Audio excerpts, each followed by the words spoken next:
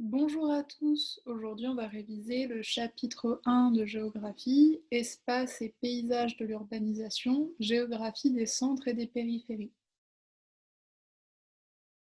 La mondialisation, c'est la mise en relation des territoires par la multiplication des flux et des échanges entre certaines parties du monde. Comme vous pouvez le voir sur la carte, à l'heure actuelle, toutes les parties du monde sont connectées par les flux. Les flux, ça peut être des marchandises, ça peut être des capitaux, ça peut être beaucoup de choses. Urbanisation. C'est la croissance des villes qui gagnent des habitants et s'étendent dans l'espace de manière verticale, avec des hauts immeubles, et horizontale, là on est sur de l'étalement urbain. Du coup, quand on a des hauts immeubles comme ça peut donner des fois une skyline. La skyline, c'est la silhouette de la ville ou ligne d'horizon marquée par la présence de gratte-ciel. Et ici, je vous ai mis une photo du CBD de Lagos.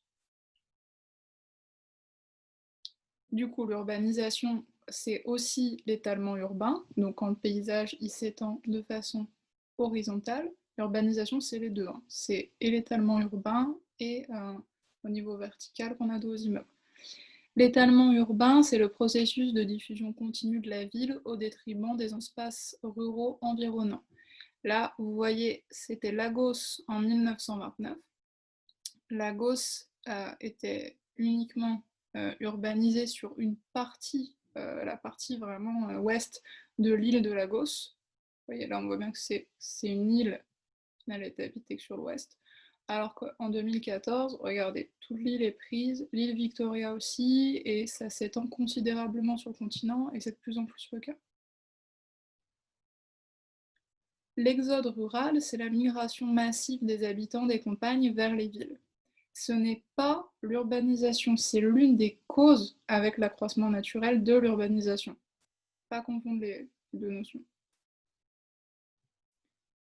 Une métropole, c'est une ville qui concentre des fonctions de commandement politique, économique, financier et culturel, et qui exerce son influence sur un territoire à toutes les échelles, régionales, nationales, mondiales. Par exemple, Shanghai est la plus grande métropole du monde avec 27 millions d'habitants. Que Paris, c'est à peine plus de 2 millions d'habitants.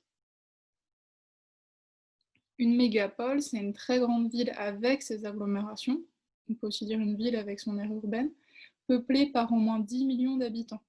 Par exemple, Tokyo est la plus grande mégapole du monde avec 42 millions d'habitants.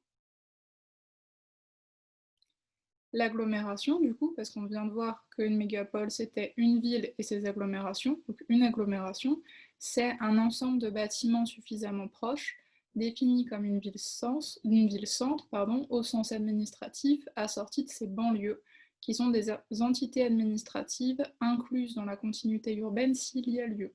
Donc là, du coup, je vous ai mis Tokyo. Vous voyez que juste la ville de Tokyo, grosso modo, c'est ça.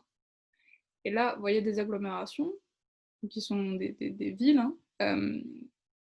Voilà. Et tout ça, ça fait la mégapole de Tokyo. Le taux d'urbanisation, c'est la proportion de la population urbaine par rapport à la population totale.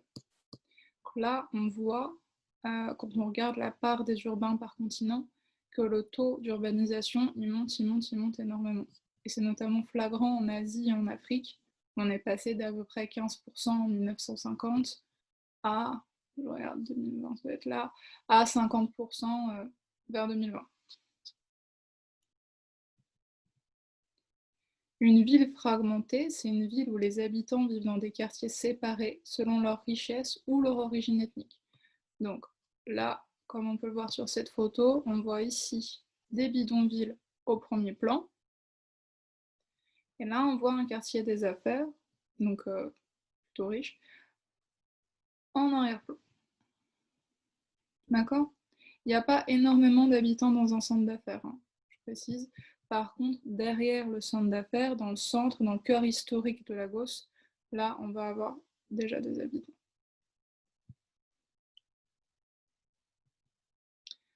Un centre. Toutes les villes s'organisent autour d'un centre. C'est l'espace le plus fréquenté qui concentre équipements et activités de services économiques, banques, commerces, etc. et culturels.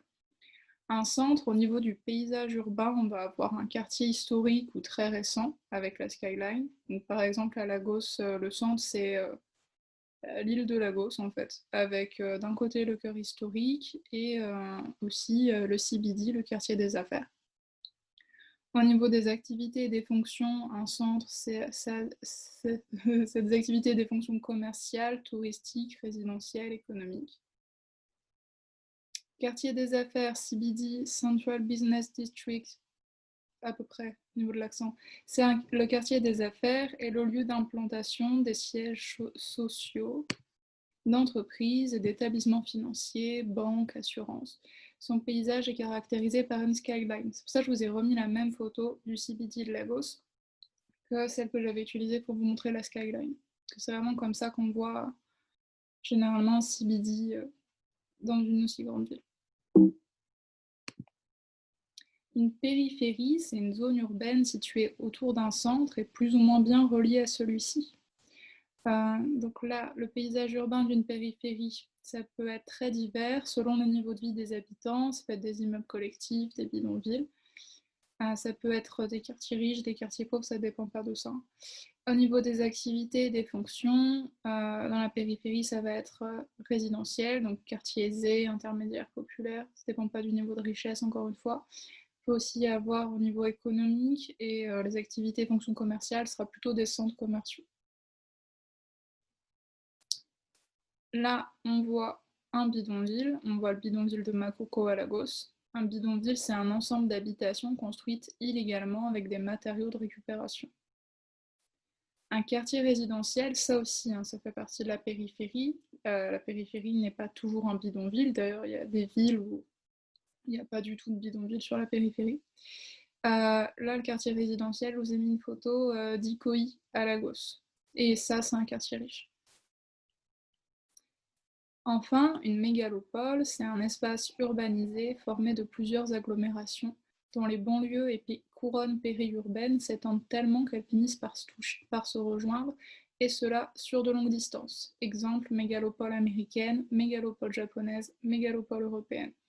Là, vous voyez la mégalopole européenne, tout ça, ça se touche. Là, vous allez me dire, mais de Londres à là, bah oui, mais il y a l'Eurostar en fait. Avec l'Eurostar, c'est un axe, et l'axe fait que ça se touche quand même. Voilà. Actuellement, il y a 3 mégapoles qui existent, mais il y en a d'autres en cours de formation, donc bientôt il y en aura plus. C'est tout pour aujourd'hui. Merci.